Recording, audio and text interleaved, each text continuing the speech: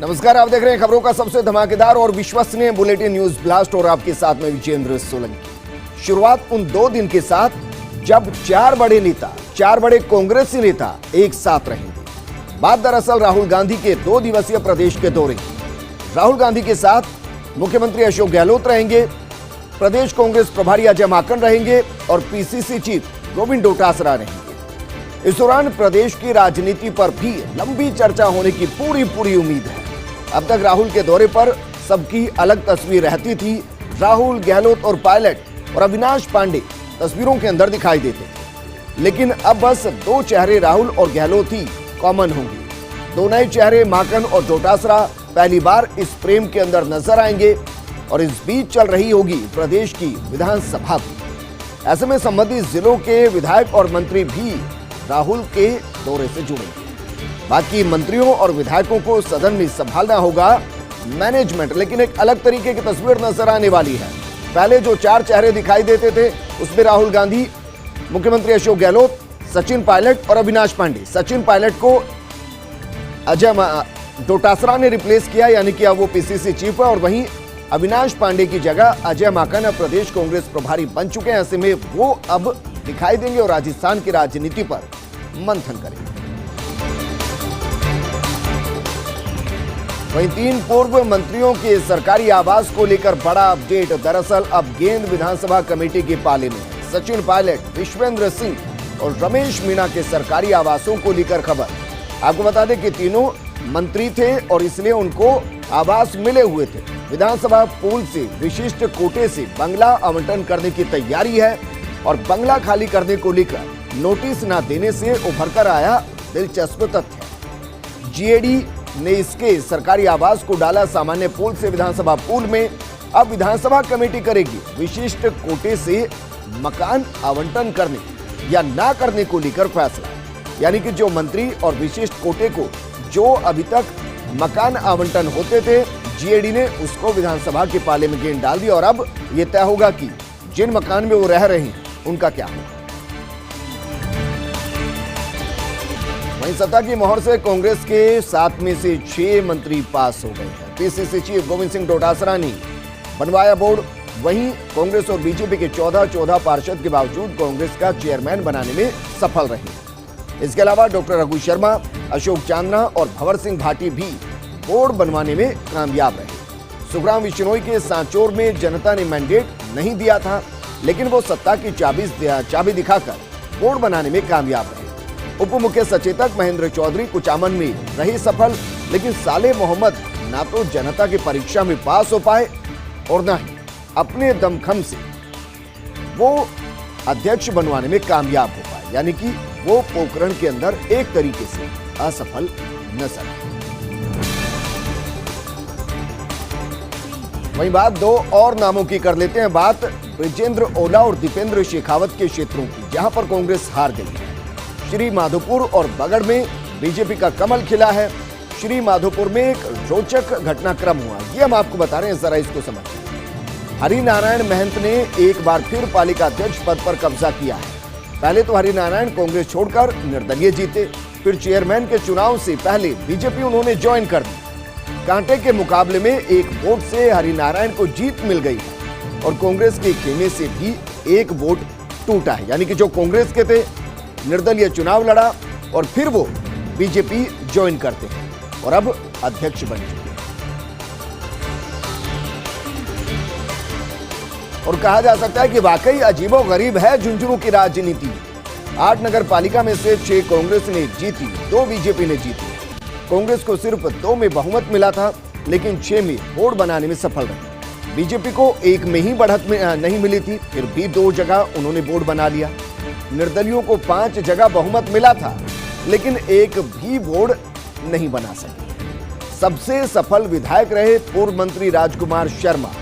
अपनी दोनों पालिका यानी कि मुकुंदगढ़ और नवलगढ़ में कांग्रेस का बोर्ड बनाने में और अपना दोहा मनवाने में वो कामयाब है। दरअसल सच्चाई है कि किंग मेकर, हम बात कर रहे हैं निर्दलियों की, किंग मेकर निर्दलीय सत्ता के साथ हुआ। विधानसभा की तरह पालिका चुनाव में भी ये नजारा देखने को मिला। निर्दलीय विधायक भी हैं प्रदेश की सरकार के साथ वैसे अब पालिका चुनाव में निर्दलियों ने बनाए कांग्रेस के बोर्ड और कांग्रेस को सिर्फ 19 निकायों में बहुमत मिला था, यानी कि 90 में से सिर्फ 19 निकायों में कांग्रेस को बहुमत मिला था, लेकिन निर्दलियों के दम पर 48 बोर्ड पर उन्होंने कब्जा जमाया। इस जीत से गदगद हैं मुख्यमंत्री अशोक गहलोत और पीसीसी चीफ गोविंद डोटासरा। अब चारों विधानसभा उपचुनाव जीतना लक्ष्य है और इसके लिए मुख्यमंत्री पहले ही सभी को बोल चुके हैं कि इन 4 विधानसभा उपचुनाव को जीतना है और अब ऐसे काम करना है ताकि अगले चुनाव में भी कांग्रेस की सरकार बने। लेकिन कमाल की बात यह है कि जिन निर्दलियों को किंग मेकर कहा जा रहा था वो सच में किंग मेकर की भूमिका में नजर आए, लेकिन किंग यहां पर कांग्रेस के बनते हुए दिखाई दिए। क्योंकि अगर बात की जाए तो निर्दलीय विधायक प्रदेश की सरकार के साथ दिखाई दिए हैं। पालिका चुनाव में निर्दलियों ने कांग्रेस के बोर्ड बनाए हैं, जबकि आंकड़ा यह कहता है कि 90 में से सिर्फ 19 निकाय ऐसे थे जहां पर कांग्रेस को बहुमत मिला था, यानी कि जहां कांग्रेस अपने दम पर बोर्ड बनाने में, अध्यक्ष बनाने में कामयाब हो सकती थी। लेकिन राजनीतिक तौर पर उन्होंने बहुत से वार्डों को खाली छोड़ा था और यही वजह की निर्दलियों के दम पर 48 बोर्ड पर कब्जा किया गया और इससे गहलोत और डोटासरा की न सिर्फ रणनीति का पता चलता है बल्कि राजनीतिक चातुर्य का भी दोहा मनवाते हुए वो नजर आए।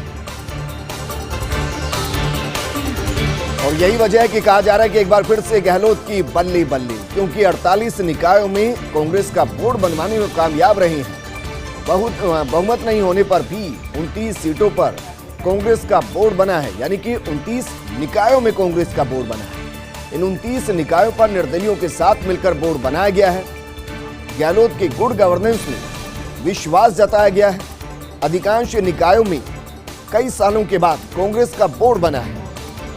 गहलोत के कई मंत्रियों और नेताओं को बोर्ड बनाने का टास्क दिया गया था और वो इसमें काफी हद तक सफल होते हुए भी नजर आए। अलबत्ता अधिकांश नेताओं ने अपना अपना टास्क पूरा किया और जो टारगेट दिया गया था वो पूरा करके भी दिखाया।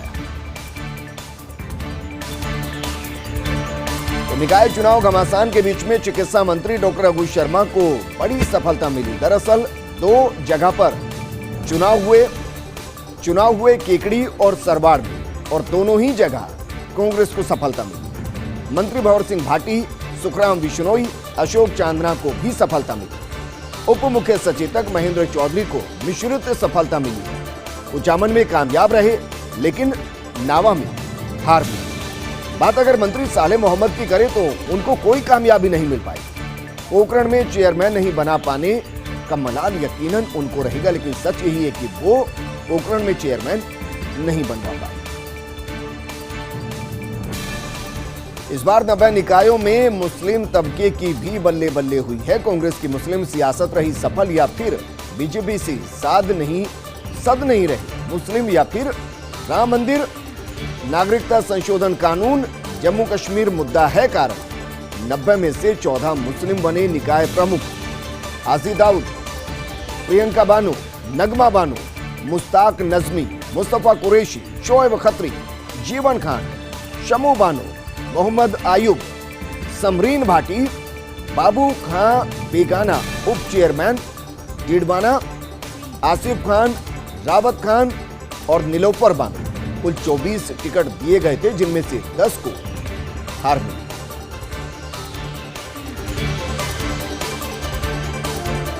वहीं क्या हाइब्रिड फॉर्मूले से पस्त हुए 4 बार के विधायक हरीश कुमावत, ये सवाल घूम रहा है। कुचामन सिटी पालिका चुनाव में रोचक परिणाम सामने आया। पार्षद का चुनाव लड़े बिना कांग्रेस के आसिफ चेयरमैन बन गए हैं। कांग्रेस ने हाइब्रिड फॉर्मूले से बनाया था आसिफ को उम्मीदवार। उप मुख्य सचेतक महेंद्र चौधरी की रणनीति में फंसे हरीश कुमावत। नावा से 4 बार विधायक रह चुके हैं हरीश कुमावत। पिछले 2 विधानसभा चुनाव दातारामगढ़ से हार गए। अब पालिका चेयरमैन के लिए भाग्य आजमाने उतरे थे हरीश कुमावत, लेकिन रणनीति के सामने वो हार गए क्योंकि कांग्रेस ने हाइब्रिड फॉर्मूले के तहत आसिफ को उम्मीदवार बना दिया और उप मुख्य सचेतक महेंद्र चौधरी की रणनीति के अंदर हरीश कुमावत फंसते हुए नजर आए। हालांकि नावा से 4 बार विधायक रह चुके हैं हरीश कुमावत, लेकिन 2 विधानसभा यानी कि 10 सालों से वो दातारामगढ़ से चुनाव लड़ रहे थे, हार रहे। और बात करते हैं बिजली बिल के फिक्स चार्ज पर मंत्री जी कंफ्यूज। विद्युत भवन में वीसीआर प्रक्रिया को लेकर आयोजित हुई हाई लेवल की बैठक। इस दौरान ऊर्जा मंत्री बीडी कल्ला की अध्यक्षता में इस बैठक को आयोजित किया गया। बैठक में शिक्षा मंत्री गोविंद सिंह डोटासरा, उद्योग मंत्री प्रसादी लाल मीणा भी मौजूद रहे और इस दौरान एक काबीना मंत्री ने डिस्कॉम की कार्यशैली को लेकर बयान क्या दिया, यह हम आपको बता रहे हैं। दरअसल उन्होंने कहा कि उपभोक्ताओं को पहले 2 माह के बिल में जितना लगता था फिक्स चार्ज, 1 माह की बिलिंग व्यवस्था में भी उतना ही देना पड़ रहा फिक्स चार्ज। ये सुनकर डिस्कॉम के आला अधिकारियों के एक बार भी फ्यूज हो गए। आनंद फानन में कॉमर्शियल शाखा से मंगवाया गया पुराना और नए पैटर्न का बिल, साथ ही पूरी बिलिंग प्रक्रिया को भी बैठक में विस्तार से समझाया। इसके बाद जाकर शांत हुआ फिक्स चार्ज का बैठक में शुरू हुआ करंट, क्योंकि एक बार तो अधिकारियों के भी फ्यूज उड़ गए।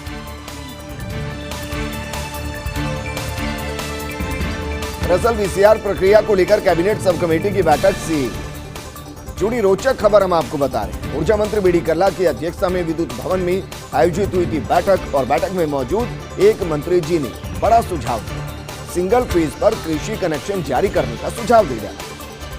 ये सुनते ही डिस्कॉम के बड़े अधिकारियों को बड़ा झटका लगा। डिस्कॉम के एक साहब ने तो तपाक से दे डाला बैठक में ही जवाब, सिंगल फेज पर नहीं दिया जा सकता कृषि कनेक्शन, और ये कह डाला।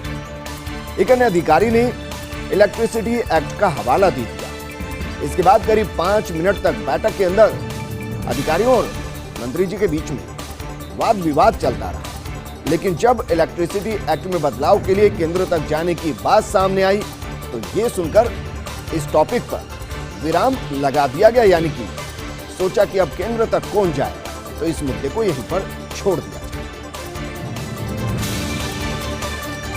अब बात करते हैं शिक्षा मंत्री और पूर्व शिक्षा मंत्री के बीच वाद विवाद। दरअसल आज शिक्षा मंत्री ने पढ़ना लिखना अभियान में बयान दिया था और कहा था कि पूर्व शिक्षा मंत्री ने शिक्षा को छोड़ आरएसएस के जवान तैयार करने का काम किया है। उन्होंने अपने कार्यकाल में स्कूलों के ड्रेस और साइकिलों का रंग बदलने का काम किया। शिक्षा मंत्री डोटासरा के बयान पर पूर्व शिक्षा मंत्री यानी कि वासुदेव देवनानी ने भी पलटवार कर डाला और कहा कि शिक्षा मंत्री के द्वारा लगाए गए आरोप पूरे तरीके से निराधार हैं, यानी कि उनका कोई आधार नहीं। उनके मन में आरएसएस का फोबिया भरा हुआ है, यानी कि डर भरा हुआ है। शिक्षा में उनकी कोई रुचि नहीं है। हमारे समय शिक्षा में राजस्थान का 26वां नंबर था, हम उसको दूसरे नंबर पर लेकर आए। तर्क के साथ आए और चर्चा करें, दूध का दूध और पानी का पानी हो जाएगा। विधानसभा खुलने वाली है, जब करें खुली चर्चा। वहीं पूर्व आईएएस केसी वर्मा की सियासत पारी की चर्चा हो रही है, सियासी पारी की चर्चा हो रही है। निवाई से कर सकते राजनीतिक पर्दापण, यानी कि शुरुआत वो राजनीति की निवाई से कर सकते हैं। यहां तलाश ली गई घर बनाने के लिए जमीन भी। बीजेपी से चुनावी समर में उतरने की तैयारी की जा रही है। बीते दिनों केसी वर्मा ने धौलपुर की यात्रा भी की थी और अब कयास ये लगाए जा रहे हैं कि केसी वर्मा निवाई से अपनी राजनीतिक पारी की शुरुआत कर सकते हैं। पूर्व आईएएस अधिकारी हैं, अब राजनीति में शुरुआत करने के लिए निवाई को चुनने की तैयारी की जा रही है। जमीन भी घर बनाने के लिए तलाश ली गई। बीजेपी से यानी कि कमल के निशान के साथ चुनावी समर में उतरने की तैयारी की गई है। आपको बता दें कि बीते दिनों केसी वर्मा ने धौलपुर की यात्रा की। और अब बात करते हैं पूर्व मंत्री जी की मुलाकात। दरअसल वाकया केंद्रीय मंत्री स्मृति ईरानी के संवाद कार्यक्रम से जुड़ा है। कार्यक्रम की अंतिम पंक्ति में बैठे थे एक पूर्व मंत्री। हालांकि पूर्व मंत्रियों को इस कार्यक्रम में प्रथम पंक्ति में बैठाया गया, लेकिन वो पीछे। अपने किसी परिचय से बड़े दिनों के बाद पूर्व मंत्री की मुलाकात हुई और इसलिए वो पीछे बैठ गए। अब पूर्व मंत्री संवाद कार्यक्रम भूल परिचित के साथ बैठ गए अंतिम पंक्ति में। संवाद कार्यक्रम के बीच परिचित के साथ बातचीत में मशगूल भी नजर आए। बात करते हैं सुर्खियों में कांग्रेस के नेताजी की एंट्री की। दरअसल प्रबंधन के लिए माहिर माने जाते हैं दिल्ली के नेताजी। एंट्री के साथ ही राजस्थान की राजनीति की सुर्खियों में भी छा गए। पहले राम मंदिर को लेकर पार्टी के लिए पैदा कर दी थी असहज स्थिति थी, अब रवाना होते होते बागियों को दे गए हवा। सरकार और संगठन के लिए बनी पशुपेश की स्थिति। वहीं अगर बात की जाए तो सरकार के खिलाफ बयानों को लेकर चर्चा में आए बड़बोले नेताजी। बीजेपी के एक नेताजी को बार बार आता है सरकार के गिरने का सपना। 75 की उम्र पार कर चुके नेताजी को लेकर पार्टी के भीतर चर्चाएं होती रहती हैं। आखिर वो ऐसे बयान देते ही क्यों हैं और ये सवाल उठता रहता है। कहीं ऐसा तो नहीं कि बयान देने के लिए किसी का वरदस्त उनको प्राप्त है। अब राजनीतिक गलियारों में बीजेपी के नेताजी के वरदस्त की खोज की जा रही है कि बार बार जो वो इस तरीके के बयान दे रही हैं, आखिर उनको किसका वरदस्त प्राप्त है। 75 पार के नेताजी हैं, बार बार इस तरीके के बयान देते हैं। वहीं किसान आंदोलन को लेकर आया नेताजी की सफलता की पहली सीढ़ी का राज। दरअसल निकाय चुनाव में नेताजी की पार्टी का बना पहला बोर्ड। हालांकि किसानों से जुड़े पंचायत चुनाव में नहीं मिली सफलता, लेकिन शहरी आबादी ने नेताजी पर भरोसा जता बनाया और बनवाया एक बोर्ड। किसान आंदोलन से मिली सफलता को लेकर नेताजी बेहद खुश है और आप जानते हैं कि किस पार्टी का जिक्र हम कर रहे हैं। वो नेताजी जो किसानों के साथ अब जुट गए हैं। एक पार्टी का साथ उन्होंने अभी छोड़ा। पंचायत चुनाव में हालांकि उनको सफलता नहीं मिली, लेकिन शहरी आबादी ने नेताजी पर भरोसा जताया और एक बोर्ड उनका बनवा दिया है। किसान आंदोलन से मिली सफलता को लेकर नेताजी बेहद खुश हैं। वहीं सरकार में काम धंधे वाले नेताजी दुविधा के अंदर हैं। हालांकि प्रचार प्रसार से दूर रहते हैं ये मंत्री जी। विभाग के सभी काम छोड़ रखे अधिकारियों के भरोसे हर कार्य के लिए सरकार से मार्गदर्शन उनकी पहली प्राथमिकता होती है। फाइलों को लेकर भी दिमाग से नहीं दिल से वो फैसला लिया करते हैं। पिछले दिनों विभाग के बड़े आयोजन में खुद रहे पर्दे के पीछे। ध्रुवीकरण को लेकर प्रचार प्रसार से दूरी को बताया अपनी दुविधा। ध्रुवीकरण को लेकर नहीं चाहते कुर्सी पर कोई खर्चा खर्च हो, खतरा खर्च हो, क्योंकि बड़े खुश तो सब खुश। कहा जाता है कि अगर बड़े खुश हैं तो सब खुश हैं। कुछ इसी अंदाज में नेताजी भी अपनी राजनीति को करें। राजस्थान के एक बड़े साहब की केंद्र से भारी डिमांड। इन साहब का राजस्थान में नहीं लग रहा मन। केंद्र से बार बार बुलावे और फोन के बावजूद नहीं जा रहे साहब, क्योंकि राज्य में भी साहब की वरीयता और मेरिट जैसे अफसरों की कमी है। ऐसे में राज्य ने केंद्र के बुलावे को नकार दिया है। ये भी सच है कि राजस्थान को भी चाहिए अच्छे अफसर, वो अफसर जो राजस्थान को विकास के पथ पर आगे बढ़ा पाए, और इसीलिए जब केंद्र ने उनको अफसर को दिल्ली भेजने के लिए कहा तो नकार दिया। और बात करते हैं अब सिग्नल। दरअसल लुटियंस एरिया से लेकर जयपुर तक अब जोर पकड़ रहा है सिग्नल। नेताओं से लेकर ब्यूरोक्रेट्स तक पहले सिर्फ व्हाट्सएप कॉलिंग का ऑप्शन इस्तेमाल करते थे, लेकिन अब सिग्नल कॉल के जरिए आपस में चैट और कॉल करने में जुट गए। सियासी गलियारों में इसी बात की चर्चा है कि गुप्त बात करनी है तो सिग्नल पर जाओ। ये सिग्नल आजकल पकड़ता जा रहा फुल नेटवर्क। बात यहां पर एक एप्लीकेशन की हो रही है। व्हाट्सएप के बराबर सिग्नल एप्लीकेशन। जैसे ही प्राइवेसी की बात आई, नेताजी व्हाट्सएप से बाहर निकलते हुए सिग्नल अपने फोन में डाउनलोड कर चुके और अब सिग्नल के जरिए वो बातचीत कर रहे हैं।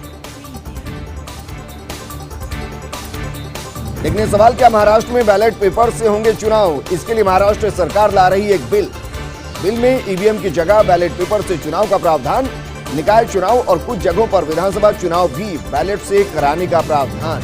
और निकाय चुनाव तो नहीं, लेकिन विधानसभा चुनाव को लेकर ये अड़ंगा हो सकता है, क्योंकि विधानसभा चुनाव को लेकर फैसला करेगा चुनाव आयोग। क्या विपक्षी पार्टियां सचमुच ईवीएम की वजह से हार रही या कोई और बड़ा कारण है?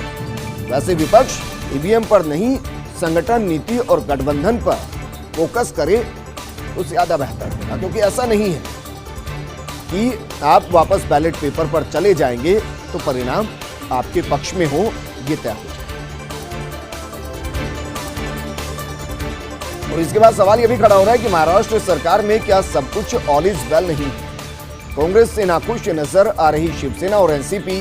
पहले भी कई मुद्दों पर मतभेद सुलझाया गया, लेकिन अब कांग्रेस की आक्रामक सियासत से दोनों पार्टी चिंतित हो चली है। जानकार सूत्रों ने इसके बाद खुलासा किया और कहा कि शिवसेना और एनसीपी चाहती है कि कांग्रेस ना करे स्वतंत्र राजनीति, लेकिन कांग्रेस राज्य में अपनी नंबर 1 की छवि फिर करना चाहती हासिल।